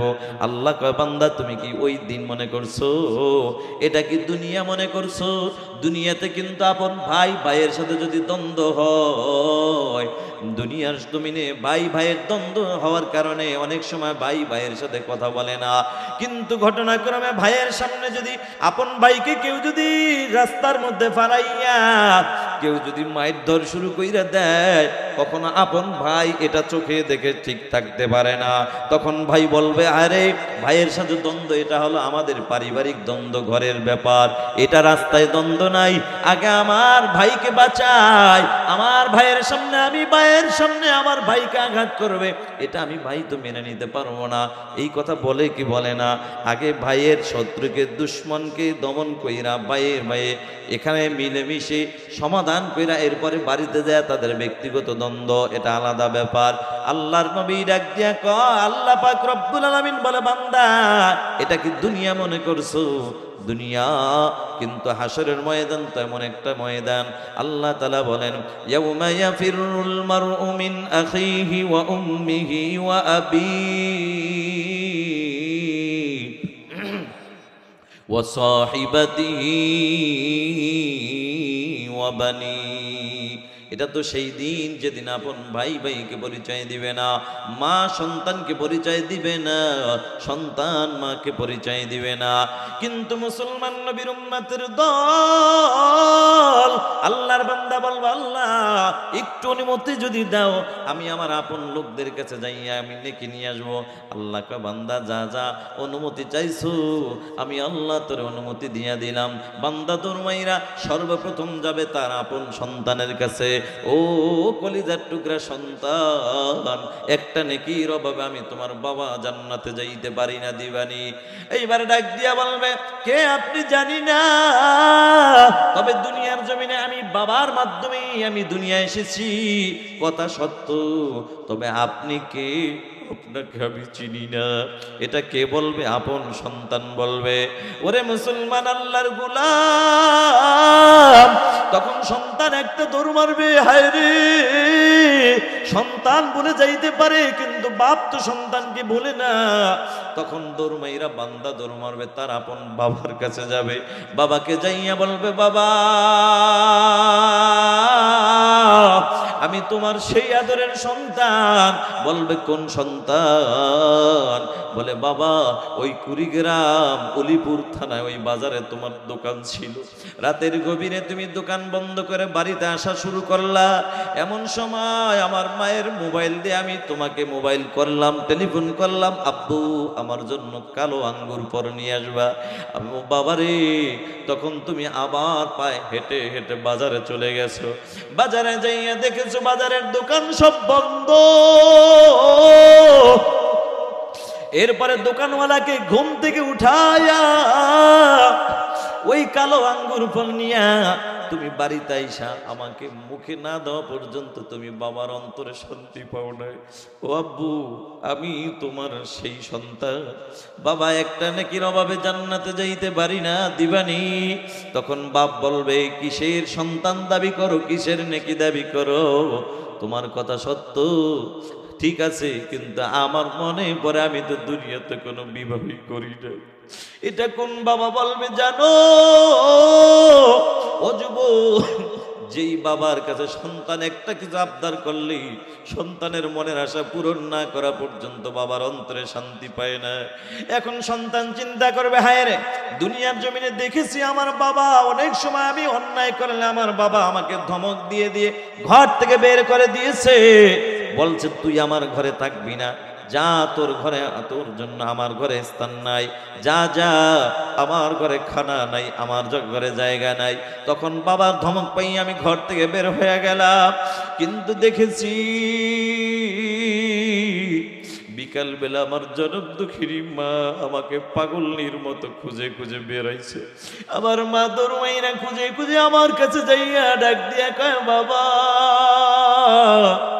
সকালবেলা বাবার ধমকে তুই ঘর থেকে বের হয়ে গেছো, বিকাল হয়ে গেছে, এখন পর্যন্ত আমি মা খানা খাই নাই, আমি দুপুরও খাই নাই, আমি বিকালও খাই নাই। বাবা তুই আদরের সন্তান, তুই না খাইলে আমি মা খাইতে পারি না। বাবা তোর বাবা এখন অলিপুর ওই বাজারে গেছে, এখন ঘরে নাই। এরে বাবা তো ঘর এখন খালি, তুই আয় আয়। আমি বাবা তো আমি তোর মা, তোর বাবার ভয়ে সকালে কিছু বলি নাই, কিন্তু এখন আমি মা সারাটা দিন অপেক্ষায় ছিলাম কখন আমি তোকে সামনে পাবো। আমি মা তোর বাবারে ঠিকই দুবারের খাবার নিজ হাতে বাইরে খাওয়াইছি, আমি মা কিন্তু খাবার মুখে দেই না। সন্তান চিন্তা করবে, হায় রে দুনিয়াতে দেখেছি বাবা ফিরাইয়া দিতে পারে, মা তো ফিরাইয়া দেয় না। সন্তান না খাইলে মা খায় না, ওই মার কাছে যাব একটা নেকির জন্য, ওই মা তো আমাকে ফিরাইয়া দিবে না। ও যুবক ভাই, বৃদ্ধ বাবাজিরা, ও পর্দার আড়ালের মা, ওই কবরের ভয় অন্তরের মধ্যে ঢুকাও, খবরের ভয় অন্তরে ঢুকাও। মাগো তুমি খবরের ভয় কেন ঢুকাইতে পারো না?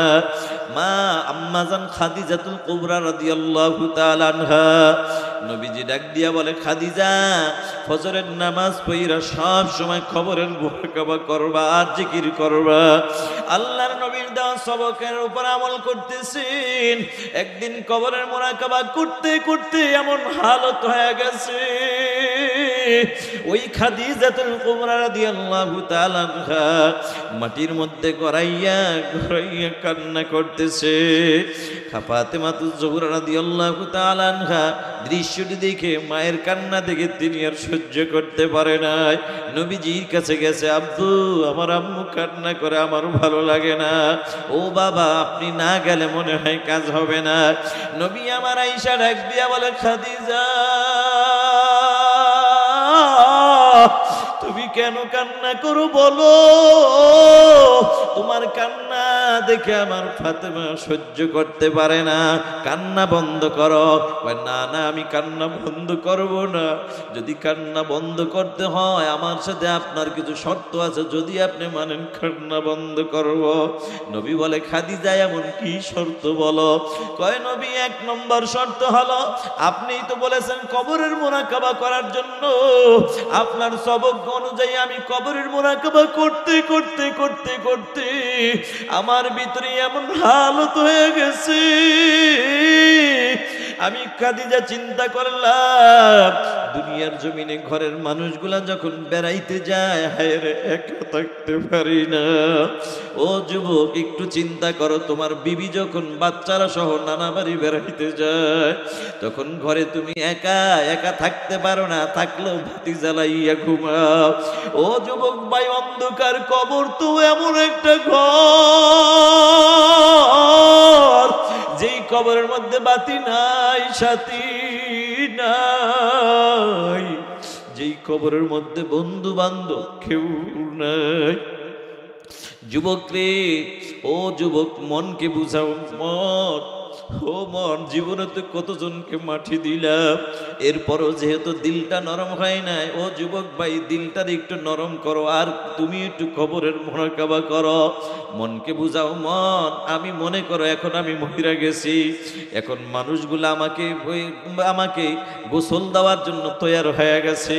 আমার বিবি একদিকে কান্না করবে, আর একদিকে ইমাম সাহেবকে টেলিফোন করে বলবে, ইমাম সাহেব আমার স্বামী দুনিয়ায় নাই, তাড়াতাড়ি মাইকিং করেন, এলান করেন জানাজা দিতে হবে। এদিকে একদিকে কান্না করে, আর একদিকে আমাকে বিদায় দেওয়ার জন্য রেডি হইতেছে। যুবক কার জন্য পাগল হইলা? ছেলেও বিদায় দিবে, মেয়েও বিদায় দিবে। এমন কোন বিবি দুনিয়াতে পাইবা না যেই বিবি বলবে না আমার স্বামী অনেক কষ্ট করে করে আমার জন্য কামাই করেছে, আমার জন্য সুখের বাড়ি বানাইছে, এই স্বামীর একটা দিন একটা রাত আমার পাশে আমি একটা রুমে রাইখে দেই। এমন কোন মোহাব্বতের বিবি দুনিয়ায় কেউ পায় না, তুমি আমিও পাইব না, ঠিক কিনা? বরং একদিকে কান্না করবে আর একদিকে ভয় ভয়ে তোমার লাশের উপরে হাত দিবে না। অথচ মুসলমান নবীর উম্মতের দল, মনকে বুঝাও মন, আমার মরণের পরে মানুষগুলা দুইটা ভাগ হয়ে যায়, পুরুষ এক ভাগ, নারী এক ভাগ। নারীরা যারা আমার মা আছে, বোন আছে, আমার বিবি আছে, আমার মেয়ে, এরা কান্না করে করে ওই পর্দার আড়াল পর্যন্তই শেষ। আমার লাশটা যখন নিয়ে যাবে তারা পর্দার আড়ালে দাঁড়ায়া তারা শুধু কান্না করবে আর আফসোস করবে, কিন্তু আমার লাশ তো নিয়ে যাইতেছে। এখন জানাজা দেওয়ার ময়দানে যখন ময়দানে জানাজা দিবে, এখানেও মানুষ জানাজার পরে দুইটা ভাগ হবে। বন্ধু, এক ভাগ লোক তোমার জানাজার পরে তোমার খাটিয়ার সাথে খবর পর্যন্ত যাবে, আর এক ভাগ লোক আছে তোমার আপন লোক, সে কিন্তু দুনিয়ার ব্যস্ততার কারণে থাকতে পারবে না, চলে যাবে। ও মুসলমান, যারা কবরে যাবে তোমাকে দাফন করার জন্য, এদের মধ্যে আবার দুই দল আছে। এক দল হলো তুমি আত্মীয় হিসাবে, তোমার চোখের শরমে তোমার সাথে সময়ের অভাব, তারপরও চোখের শরমে যায়, হায় রে যদি না যায় আমার বিয়াই কি বলবে, বেআইন কি বলবে, এটা তার উদ্দেশ্য। আর একটা আছে তোমার অন্তরের মহব্বত নিয়ে কিছু লোক তোমার কাছে সাথে যাবে, তখন তুমি মনে করবা হায় রে দুনিয়া, যাদের জন্য এত কিছু করলাম কেউ আপন হইল না, মনে হয় এই কয়টা লোকই আমার সাথে যাবে। কিন্তু বন্ধু, যখন কবরের কিনারে যাইয়া তোমার লাশটা যখন দুইটা লোক লাফ দিয়া মাটির মধ্যে নামে কবরে নাইমা যাবে, তখন তোমার লাশটা যখন নিচে নামাবে, তখন তুমি মনে মনে ভাববা হায় রে কাদের জন্য দৌড়াইলাম, কাদের পিছনে সময় দিলাম, কেউ তো আমার আপন না। এই দুইজনেই মনে হয় আমার সাথে যাবে।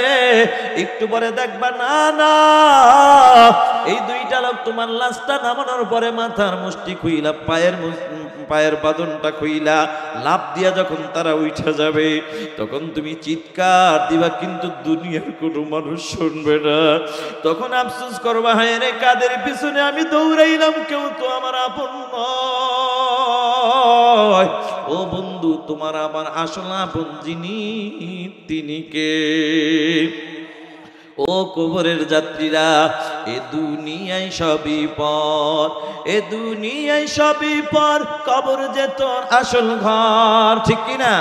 এ দুনিয়ায় সবই পর, কবর যে তোর আসল ঘর, কেমনে সেটায় থাকবি পরে শুধুই মাটির বিছানা।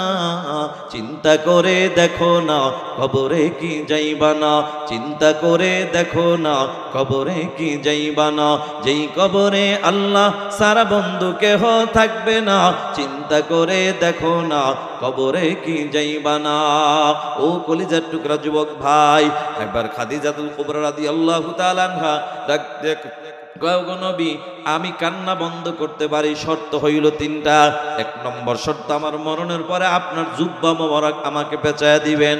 দুই নম্বর হলো আপনি নিজেই জানাজা পড়াবেন। তিন নম্বর, মরণের পরে সবাই আমাকে দাফন করে চলে আসবে, কিন্তু আপনি আসবেন না। কেন? বলে ওই কবরের ভয়, ফেরেশতারা যদি চলে আসে আমাকে সওয়াল করার জন্য, প্রশ্ন করার জন্য, আমি খাদিজা যদি ফেরেশতাদের দিকে তাকিয়ে যদি ভুইলা যায় আপনি নবী, তখন পাশে থাইকা আমার পক্ষ হয়ে জবাব দিয়া দিবেন সুবহানাল্লাহ। ও কলিজার টুকরা যুবক ভাই, বৃদ্ধ বাবাজিরা, ও পর্দার আড়ালের মা, বুঝাই ওই যে কথাটা বললাম, নবীকে কেন তুমি মুহাব্বত করবা না? হাসরের ময়দানে তোমার মা ভুলে যাবে, বাবা ভুলে যাবে, নবী কিন্তু তোমাকে ভুলবে না। নবী সুপারিশ করে জান্নাতে ঢুকায় দিবে। আরে কোন দিন ঢুকায় দিবে জানো? যেদিন তোমার আপন মা তোমাকে ভুইলা যাবে, সন্তান শেষ পর্যন্ত উপায় না পাইয়া ওই মায়ের কাছে যাবে, হায় রে মা তো আমারে ফিরাইয়া দিবে না। মনে আছে আপনাদের? মার কাছে যাইয়া বলবে, মা আমি তোমার সেই আদরের সন্তান। বলে কোন সন্তান? বলে মা ছোট্টবেলা যখন তোমার পাশেই আমাকে ঘুম পাড়ায় রেখেছিলা, ও মা ঘুম পাড়ানোর পরে আমি ডান পাশে যখন ঘুমাইলাম তখন আমি হঠাৎ করে প্রস্রাব পায়খানা করে জায়গাটাকে ভিজাইয়া দিলাম। মা তুমি তখন বাম পাশে আমাকে ঘুম পাড়াইছো, ভিজা জায়গায় তুমি ঘুমাইছো, শুকনা জায়গায় আমাকে ঘুম পাড়াইছো। মা গো একটু পরে ওই শুকনা জায়গা বাম পাশটা আমি ভিজাইয়া দিলাম। ও মা এখন ডানেও ভিজা বামেও ভিজা, তুমি কি করবা? তখন তুমি আমাকে তোমার বুকের উপরে উঠাইয়া সারাটা রাত তুমি কাটাইয়া দিছো। মা গো আমি তোমার সেই আদরের সন্তান, দিবানি একটা নেকি। মা বলবে কিসের সন্তান দাবি করো, কিসের নেকি দাবি করো? দুনিয়ায় তো দাবি মায়ের আমার বিবাহই হয় নাই। ও কলিজার টুকরা যুবক ভাই, এটা কোন মা বলবে জানো? এটা তো ওই মা বলবে যেই মা দুনিয়ার জমিনে সন্তান না খাইলে মা খায় না, সন্তান না ঘুমাইলে মা ঘুমায় না। এটা কতটুকু যে বাস্তব বাবা 5 মিনিটের মধ্যে ছোট্ট একটা ঘটনা বলে আপনাদেরকে আমি বুঝাবার চেষ্টা করব। কষ্ট হচ্ছে নাকি আপনাদের? বাবা ছোট্ট বাচ্চা, নাম হইল তার আব্দুল খালেক। আল্লাহর বান্দা, তার বাবা দুনিয়া থেকে বিদায় হইয়া যায়। মা টার্গেট হলো আমার ছেলেটাকে আমি মানুষের মতো মানুষ বানাবো। মা অন্যের বাড়ি কাজ করে করে সংসার চালায়। মা হঠাৎ করে একদিন স্কুলে ভর্তি করে দেয়। পড়ালেখা করতে করতে করতে করতে মেট্রিক পরীক্ষার সময় হয়ে গেল। স্কুলের হেডমাস্টার একদিন ডাক দিয়া কয়, বাবা আগামীকাল তোমরা সবাই 1200 করে টাকা নিয়ে আসবা, পরীক্ষার ফর্ম ফিল আপ করা লাগবে। কথাটা শুনে আব্দুল খালেক দাঁড়াইয়া শুধু খালি কান্দে, শুধু খালি কান্দে। ডাক দিয়া কয়, বাবা তোমার চোখে কেন পানি? বরঞ্চ আমি খুশির খবর বললাম, পরীক্ষা দিবা। ছেলেটা দাঁড়ায় কান্দে আর কয়, স্যার আমার বাবা নাই, আমি বড় এতিম। আমার বাবা যদি থাকতো তাহলে রিক্সা চালাইয়া হইল পরীক্ষার টাকা দিত। ও স্যার আমার বাবা নাই, আমার সব ছাত্র ভাইরা পরীক্ষা দিবে, আমি বুঝি মেট্রিক পরীক্ষা দিতে পারবো না। কথাটা বইলা ছেলেটার মনটা খারাপ কইরা, ভাই মাইকটা একটু বাড়ান। কথাটা বইলা ছেলেটার মনটা খারাপ কইরা এবার ছেলেটা বাড়িতে চলে যায়। বাড়িতে যাওয়ার পর হঠাৎ কইরা পড়ার টেবিলে বসে কি যেন চিন্তা করে আর চোখের পানি ফেলায়। কিন্তু বন্ধু এই চোখের পানি হঠাৎ কইরা নজর পড়ে গেছে মায়ের নজর। ও যুবক ভাই, মায়ের নজরটা এত কড়া নজর সন্তানের জন্য। দেখবা তুমি যখন ঢাকার থেকে 2 মাস পরে বাড়িতে আসবা, হাতের মধ্যে 2টা প্যাকেট নিয়ে পোটলা নিয়ে হাজির হবা। দেখবা তোমার বিবি একবার তোমার হাতের ডান হাতের পোটলার দিকে তাকায়, আর একবার বাম হাতের পোটলার দিকে তাকায়। কিন্তু যুবক রে, একজন ব্যক্তি আছে ঘরে, তোমার জনম দুঃখিনী মা। দেখবা তোমার ডান হাতের প্যাকেটের দিকেও তাকায় না, বাম হাতের প্যাকেটের দিকেও তাকায় না, বরঞ্চ সরাসরি তোমার মায়ের নজর হইল তোমার সুন্দর চেহারার দিকে। ঠিক কিনা? যদি প্রশ্ন করো, মা সবাই তো হাতের দিকে তাকাইলো, তুমি কেন আমার চেহারার দিকে তাকাইলা? মা ডাক দিয়া কা, বাবা সবাই তো তোর প্যাকেটের পাগল, আমি মা হইলাম শুধু তোর পাগল। বন্ধু এই আব্দুল খালেকের চোখ দিয়া যখন পানি পড়ে, মা দূর থেকে নজর পইরা গেছে।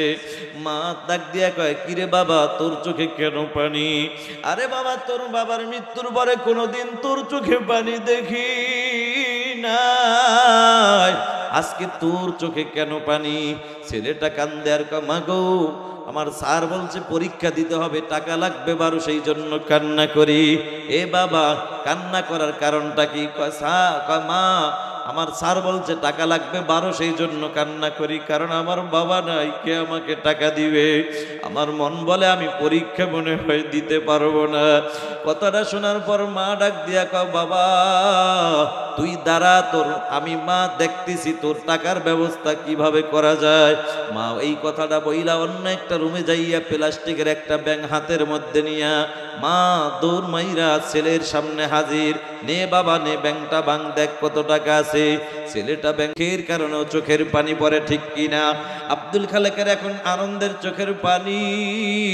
হায় রে, আমার বাবা নাই, আমার মা বাবার দায়িত্ব পালন করে টাকা দিছে। এখন ছেলে কান্দে আর মা গো আমি পরীক্ষা পরে দিব, আগে বলো টাকাগুলা কোথায় পাইলা?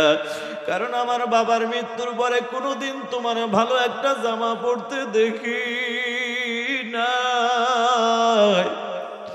কোনোদিন তোমার ভালো একটা কাপড়ও পরতে দেখি নাই, ভালো খাবারও খাইতে দেখি নাই। মা কয় বাবা তোর জানার দরকার নাই, বল বাবা তুই পরীক্ষা টাকা লাগবে, টাকা দিদি পরীক্ষা দে। ছেলে কয় না মা আগে বলো টাকা কই পাইলা? মা ডাক দিয়া কয় বাবা শুনবি তাহলে শোন, যেদিন তোর বাবা দুনিয়া থেকে বিদায় হয়ে গেল, আমি মায়ের ব্যাপারে বিবাহের ব্যাপারে কত প্রস্তাব আসছে, আমি বিবাহ বসি নাই শুধু তোর দিকে তাকাইয়া।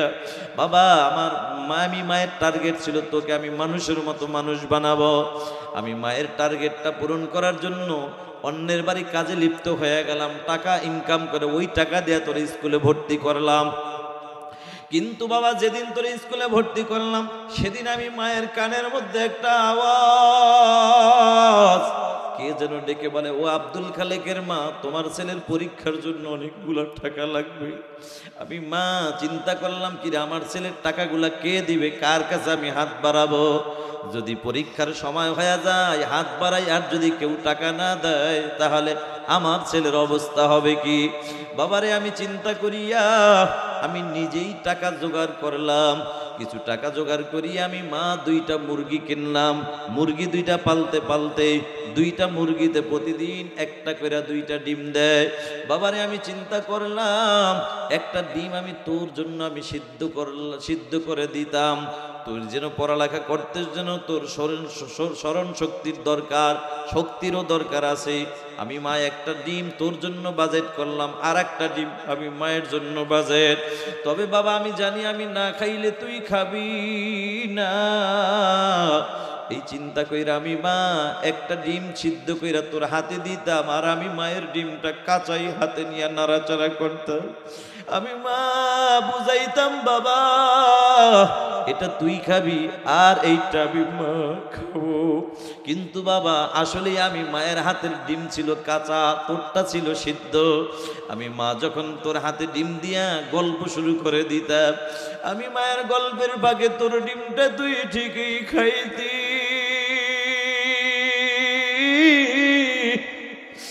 আমি মা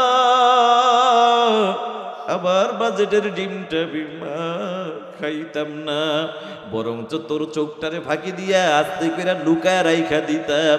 আর আমি মায়ের বাজেটের ডিমটা প্রতিদিন বিকালবেলা বিক্রি করে করে তোর জন্য পরীক্ষার টাকা জোগাড় করছি। বাবা কথা দেই মাকে কোনোদিন কষ্ট দিবি না। ছেলেটা কথাটা শুই না কান্দে আর কমা গো এমন মাকে তো কোনোদিন কষ্ট দেওয়া যায় না, একটু দোয়া কইরা দাও আমি যেন তোমার মনের আশা পূরণ করতে পারি। মা দোয়া কইরা দিল, যা বাবা দোয়া কইরা দিলাম। মায়ের দোয়া নিয়ে ছেলেটা পড়ালেখা করতে করতে মাস্টার পর্যন্ত কমপ্লিট করে ফেলেছে। একদিনের ঘটনা, আল্লাহর বান্দা আব্দুল খালেক রাস্তা দিয়ে হেঁটে যায়, স্কুলের হেডমাস্টারও হেঁটে যায়। এই বাবা দাঁড়াও। দাঁড়াবার পরে ছেলেটা কয় স্যার কি বলবেন? বাবা আমার মনের মধ্যে দুইটা আশা, একটা হলো আমার গ্রামের বাড়ি একটা প্রাইমারি স্কুল আছে, একজন হেডমাস্টার লাগবে, মনে মনে তোমাকেই টার্গেট করেছি। বাবা আর একটা হলো আমার একটা মেয়ে আছে, বিবাহ দেব, তাও আমি তোমাকেই টার্গেট করেছি। বলো বাবা তুমি রাজি কি রাজি না? ছেলেটা এই কথাটা শোনার পর ছেলেটা এখন দাঁড়ায়া চোখের পানি ফেলায় কান্দে আর ডেকে বলে স্যার আমার বাবা দুনিয়াতে নাই, আমার মা বেঁচে আছে, বহু কষ্ট করে করে আমাকে মানুষের মতো মানুষ বানাইছে। স্যার আমার ওই মায়ের অনুমতি ছাড়া আমি আপনার প্রশ্নের জবাব দিতে পারবো না। জোরে কন্যা সুবহানাল্লাহ। ও কুড়িগ্রামের মুসলমান যুবক, কত কপাল পরা যুবক পাওয়া যায়, এরা মা বাবাকে তেমন একটা সম্মান করে না, ইজ্জত করে না। মার পায়ের নিচে জান্নাত, এটা জানা সত্ত্বেও মাকে মহব্বত করে না। কত কপাল পরা যুবক আছে, ও কলিজার টুকরা যুবক, মা বিদেশে যাবে তাও মা বাবার সাথে পরামর্শ করে না, বাংলাদেশে ব্যবসা করবে তাও মা বাবার সাথে পরামর্শ করে না, যা করবে দরকার সব দৌড়ায় শ্বশুর বাড়ি যায় পরামর্শ করে, আছে না নাই? এর কপাল পরা যুবক, তোর মাকে অবহেলা কইরা যেই শাশুড়ির এতটা পাগল হয়ে গেছো, এরে যুবক, তোর শাশুড়ির স্বার্থে যদি একটু ব্যাঘাত ঘটে যায়, তোর মতো আদরের জামাইয়ের নামে এই উলিপুর থানায় মামলা দিতে মোটেও কিন্তু চিন্তা করবে না, ঠিক কিনা? কিন্তু যুবক, তোর মা কিন্তু হাজারো ব্যথা, হাজারো অন্যায় যদি করো, মার কলিজায় আঘাত দাও, মা কখনো মামলা দিবে না, হামলা দিবে না। আল্লাহর বান্দা আব্দুল খালিক মার কাছে যাইয়া ডাক দিয়া বলে, মা স্যার দুইটা অফার দিছে, কোনটা মানবো কোনটা মানবো না? মা কা, বাবা রে, তোর স্যার চাকরির অফার দিছে, যা বাবা চাকরি কর, তোর স্যারের মেয়েটাকে খবরদার বিবাহ করিস না। ছেলেটা কান্দে আর মা গো, স্যারের মেয়েটাকে কেন বিবাহ করব না? হয় তোর স্যারের মেয়েটা হইল আধুনিকা, নামাজ নাই, রোজা নাই, পর্দার আমল নাই। যেই নারীর মধ্যে নামাজ রোজা পর্দার আমল নাই, ওই নারীর দ্বারা মুসলমানের সংসারে কোনোদিন সুখের আশা করা যায় না, ঠিক না বেঠিক? ও কলিজার টুকরা যুবক ভাই, এখানে তো অনেক যুবক আসছো, তোমাদের ব্যাপারে বয়ান করার ইচ্ছা, কিন্তু ভাই পারতেছি না, বহু কষ্ট হইতেছে। যুবক রে, তবে একটা কথা না বললেই না, এখানে অনেক যুবক আসো, যুবক অনেক সময় দেখবা অনেক মা অনেক বাবা আমাদের কাছে আসে, মাহফিলে গেলে অনেক সময় মুরব্বী হাত ধইরা দোয়া চায়, হুজুর একটু দোয়া করবেন। মনে মনে ভাবি, মনে হয় মুরব্বী অসুস্থ, এই জন্য দোয়া চায়। একটু পরে তাকায় দেখি, না না, মুরব্বীর চোখের কিনারায় পানি, কান্দের কয়, হুজুর দোয়া করবেন, আমি রিক্সা চালাইয়া ছেলেটাকে আমি মাস্টার্স পর্যন্ত কমপ্লিট করাইছি, মানুষ বানাইলাম, এখন ছেলেটা ঢাকা চাকরি করে, ছেলে নিয়ে বউ নিয়ে সন্তান নিয়ে থাকে, ফ্ল্যাট বাসা নিয়ে থাকে, কিন্তু আমি বাবাকে সপ্তাহে একবারও টেলিফোন করার সুযোগ হয় না, ওর মাকে এক মাসেও টেলিফোন করার সুযোগ হয় না, আছে না নাই? এর যুবক, কেন? এগুলার পিছনে কিন্তু একটা কারণ আছে। এই কারণটা কি জানো বাবা? এই কারণটা হলো একটা, আমি তোমার কারণটা বলার আগে আমি আপনাদের কাছে জানতে চাই, সন্তানের কাছে পিতা মাতার হক কি আছে না নাই? আর পিতা মাতার কাছে সন্তানের কোনো হক আছে না নাই? অবশ্যই উভয়ের কাছে হক আছে। তবে মুসলমান বলেন তো, সন্তানের হক আগে না পিতা মাতার হক আগে? বাবারা, আমি জানতাম আপনারা এটাই বলবেন, পিতা মাতার হক আগে। না না, পিতা মাতার হকের গুরুত্ব বেশি, পাওয়ার বেশি, কিন্তু সিরিয়ালে সন্তানের হক আগে। কিতাবে আসছে সন্তান দুনিয়াতে এখন আসে নাই, আসার আগেই বাবার কাছে সন্তানের দুইটা হক। সুবহানাল্লাহ। এক নম্বর হক হলো, যুবক তুমি যদি নেককার সন্তানের বাপ হতে চাও, এক নম্বর তুমি নিজে নেককার হও, দুই নম্বর নেককার বিবি ঘরে ঢুকাও। এ কলিজার টুকরা যুবক, নেককার বিবি ঘরে ঢুকাইলে তিনটা লাভ। এক নম্বর লাভ, হায়াতের জিন্দেগিতে তুমি খেদমতের কোনো ত্রুটি হবে না। দুই নম্বর, নেককার সন্তান পাইবা। তিন নম্বরে জনম দুঃখিনী মা বাবারও খেদমত পাইবা। যুবক রে, এর বিপরীত বেআমলওয়ালা বেপরদাওয়ালা নারী যদি ঘরে ঢুকাও, তাহলে তিনটা ক্ষতি। এক নম্বর ক্ষতি, স্বামী হিসাবে খেদমত পাইবা না। স্বামীর খেদমত পাইবা কেমন করে? কারণ বেআমলওয়ালা বেপরদাওয়ালা নারীরা স্বামীর খেদমতের পাগল না, এরা হইল স্বামীর টাকায় মোবাইলে এমবি ভরে ভরে অন্য পুরুষের খেদমতের পাগল, ঠিক না বেঠিক? যুবক রে, তিনটা ক্ষতির দুই নম্বর ক্ষতি, নেককার সন্তান কখনো পাইবা না। কেন পাইবা না জানো? এই তুমি এই ময়দানে লাগাইছো তেঁতুল গাছ, তেঁতুল গাছ লাগাইয়া মসজিদে যাইয়া সিজদায় পড়ে কাঁদো আর ডাক দিয়া কও, আল্লাহ লাগাইছি তেঁতুল গাছ, দাও আঙ্গুর ফল। আল্লাহ কয়, এরে কপাল ভরা আঙ্গুর পরে দিব, আরে তোরে আগে পাবনা ভর্তি করা দরকার। কেন? বলে, আমি আল্লাহ আঙ্গুরের জন্য আলাদা গাছ দান করলাম, আপেলের জন্য আলাদা, কমলার জন্য আলাদা, ঠিক কিনা? এ মুসলমান, তেঁতুল গাছ লাগাইয়া যেমন আঙ্গুর ফলের আশা করা বোকামি, ঠিক বেআমলওয়ালা বেপরদাওয়ালা বেনামাজি নারী ঘরে ঢুকাইয়া নেককার সন্তানের আশা করাটাও বোকামি। যুবক, তিন নম্বর ক্ষতি, বেআমলওয়ালা নারী ঘরে ঢুকাইলে কখনো মা বাবার খেদমত পাইবা না। এবার যুবক, ওই যে মা বলছে বাবা তোর স্যারের মেয়েটাকে বিবাহ করিস না, কষ্ট হইতেছে আপনাদের? 5 মিনিট আমি শেষ করে দিচ্ছি ইনশাল্লাহ। ভাইয়ার আমার, ওই যে স্যার মা বলছে তোর স্যারের মেয়েটা আধুনিকা, নামাজ নাই, রোজা নাই, পর্দার আমল নাই, এই নারীর দ্বারা কখনো তোর সংসারে শান্তি হবে না। ছেলেটা আমার কথা মানে নাই, নিজেই পণ্ডিতি করে করে বিবাহ কইরা বাড়িতে হাজির। ডাক দিয়া কা বিবি, এই যে বৃদ্ধা মহিলা দেখিনি আর কেউ নয়, ইনি হলেন আমার জনম দুঃখিনী মা। বিবিরে কথা দাও, এই মাকে কষ্ট দিবা না, মায়ের খেদমতের ত্রুটি করবা না। মা কয় বাবা তুই এত সুন্দর কথা বলছো, মার কলিজা ঠান্ডা। কিন্তু ছেলের কণ্ঠায় মার কলিজা ঠান্ডা হইলে হবে কি, খুশি হইলে হবে কি, ছেলের বউ কি বলে এটাও তো দেখার বিষয়। ছেলের বউ ডাক দিয়া কয় স্বামী তোমার মায়ের গোলামি করার জন্য বাড়িতে আসি নাই। কথাটা শুই না মার চোখে পানি। ছেলেটা খপ করে আমার হাতটা ধইরা ডাক দিয়া কয় মা কান্না কইরো না মা, মন খারাপ কইরো না, আমি বুঝি নাই, তোমার কথা মানি নাই। ও মা কথা দিলাম আমি তোমার এই পুত্রবধূ ছোট মানুষরে বুঝাইয়া মানুষের মতো মানুষ বানাবো। তবে মাগো ও মা কথা দিলাম মা ওরে মানুষ বানাবো। মা কয় পারবি না। ও মুসলমান, ঠিকই পারে নাই, মানুষ বানাইবে তো দূরের কথা, বেআমলওয়ালা নারীর কাছে থাইকা এখন নিজেই উল্টা অমানুষ হয়ে গেছে। স্কুলের ডিউটি কইরা বিকালবেলা বাড়িতে হাজির, আইসা তাকায়া দেখে সুন্দর বিবির চেহারা মলিন। কি ব্যাপার বিবি, কি হইছে? কয় তোমার মা আমার সাথে ঝগড়া করছে। এরকম মিথ্যা কথা বানায়া বানায়া বলার মতো সোনার বাংলাদেশে সোনার বউ আছে না নাই? ও কলিজার টুকরা যুবক, এবার ছেলে ডাক দিয়া কা বিবিরে কি করা যায়? তোমার মা এই বাড়িতে থাকলে আমি থাকবো না। কথাটা শোনার পর আব্দুল খালেক আর দেরি করে নাই, হাতের মধ্যে মোটা একটা লাঠি নিয়ে মার কাছে হাজির। মার শরীরে যে টাস টাস করে বাড়ি মারা শুরু করছে। মা কয় কিরে বাবা আমি কি অন্যায় করলাম? কয় তুই আমার বউর সাথে ঝগড়া করলি কে? মা কয় বাবা বিশ্বাস কর আমি কোনো ঝগড়া করি নাই। ডাক দিয়া কয় আমার বউ তো মিথ্যা কথা বলতে পারে না। ও আল্লাহর বান্দারা, বাংলাদেশে বউ কপাল পরা যুবক পাওয়া যায়, এরা বউকে যতটা বিশ্বাস করে, বউর কথা যতটা বিশ্বাস করে, আপন মা বাবার কথা ততটা বিশ্বাস করে না, আছে না নাই? কপাল পরা এখন মাকে মারতে মারতে অস্থির বানায় ফেলাইছে।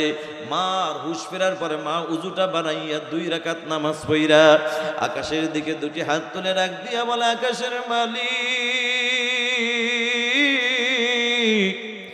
আবার ছেলে ছোট মানুষ বুঝে নাই, আবার মারছে। আল্লাহ তুমি আমার ছেলেরে কোনো গজব দিও না। দেখ যুবক, মা কাকে বলে? হাজারো মায়ের খাওয়ার পরও, এত অন্যায় অপরাধ করার পরও, মার কলিজায় আঘাত লাগার পরও মা বদদুয়া দেয় না। মা কয় মালিক আমার ছেলেটা বুঝে নাই, ছোট মানুষ মারছে, আমি মাফ করে দিছি, তুমিও মাফ করে দাও। আল্লাহকে ডাক দিয়া আল্লাহ আর একটা দাবি, আমার ছেলেটাকে তুমি একটা সন্তানের বাপ বানায়া দাও।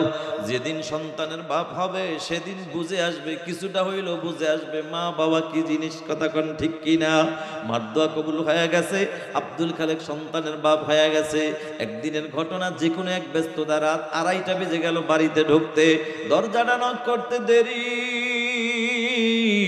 বিবি দরজা খুলতে দেরি নাই। কিরে বিবি, রাত 2:30 বেজে গেল, এখনো কি তোদের চোখে ঘুম নাই? দেখে ছেলেও ঘুমায় না, বিবিও ঘুমায় না। ও বিবি, রাত 2:30 বেজে গেল, এখনো কি ঘুম নাই? বিবি কান্দে আর কয় স্বামী কেমনে ঘুমাবো আর কেমনে বুঝাবো? তবে এতটুকু বুঝাই ও স্বামী আমার, দুনিয়ার জমিনে কোনো সন্তান না খাইলে মা খানা খায় না। দুনিয়ার জমিনে সন্তান না ঘুমাইলে কোনো মা ঘুমাইতে পারে না, ঠিক কিনা? বন্ধু কথাটা বলার পর আব্দুল খালেকের ব্রেনটা যে একটা বাড়ি মারছে হেদায়েতের মালিককে। মার দোয়া তো কবুল হয়ে গেছে।